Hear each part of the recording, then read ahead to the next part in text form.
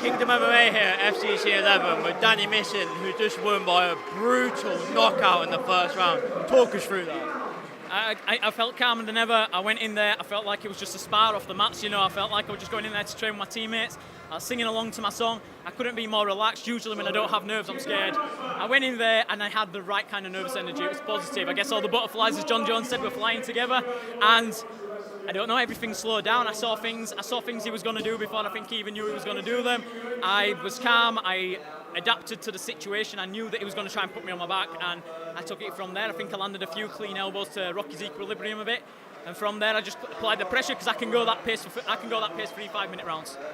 You're both known for good ground games, you know. You both got loads of submissions on your record, the majority for you. Was that the game plan going in, or was it something different this time?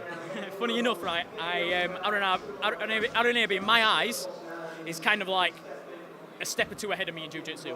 I'm the kind of guy that does funky stuff that people may have not seen before. He's the kind of guy who's technically sound.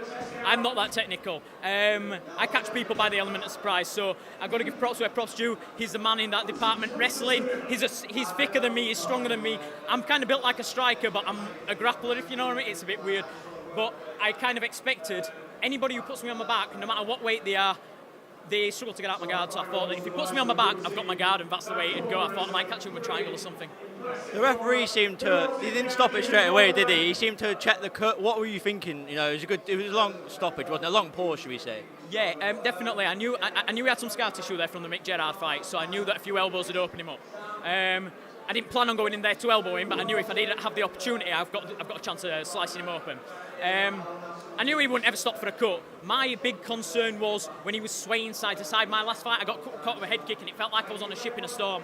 I saw that in his eyes. Now, it was hard to see the first time he got up. I think the first original, about 3 minutes, he got up, and he got straight up into a right hand, and I knocked him back down on his back. He got up again a couple of minutes later when I allowed him to get up, because I wanted to hit him with that again. I thought it was a strong punch. He got up, and he slipped on the blood, but then when he got up again to both feet, he kind of rocked and then slipped, and I think that's all the ref needed to see. So my argument was his eyes looked like they were rolling. I don't want to hit someone, it's a sport, we've got to get up for work the next day, and I don't want to hit someone who's in that position, you know what I mean? I'm a sportsman, I'm not a hired killer, you know. You come into this fight on a 3-loss streak. I mean, how big is this of a win for you? This is a huge win, and especially against a ranked fighter like Aaron Aby. Like I say, I place everybody against me. When I get in there, my opponent seems 10 foot tall and 10 foot wide. I doubt myself a lot.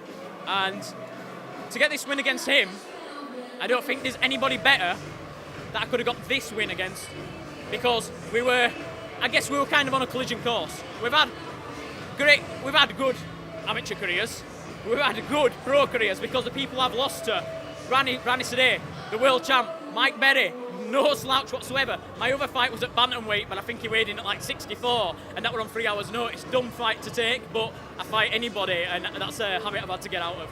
So for this here feels like I've kind of got everything right, and now I can fight again, and this is what I do when I'm right mentally.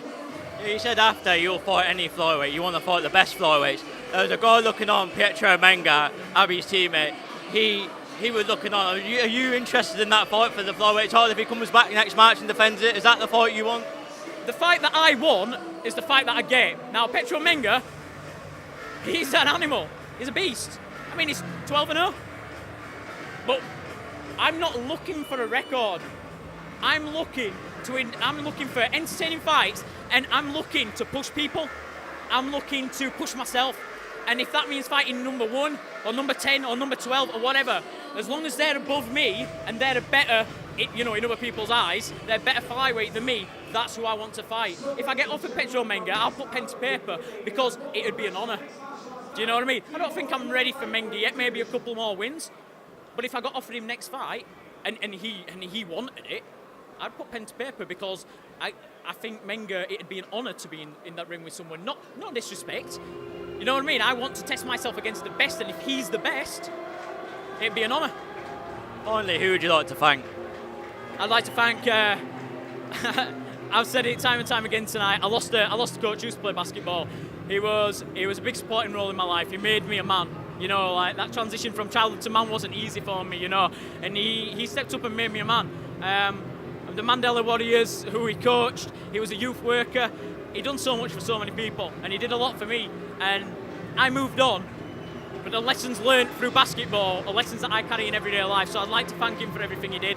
I want to give my best wishes and my deepest sympathies to his family. You know, I know it's a hard time, but stay strong because he's looking down on us. And I'd like to thank my mum. She's stepped up. She's been my rock. She's been absolutely awesome. My friends and family, too many to mention, but you know who you are.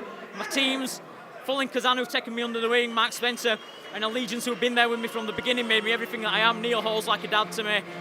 The whole family are like family to me, and you know, I'd like to thank all them. My two sponsors, Amazon Girls, and SM Installations, Marty Whitfield. It's for you. Right. Oh, thanks, Danny. Congratulations again. Thanks. Thank you.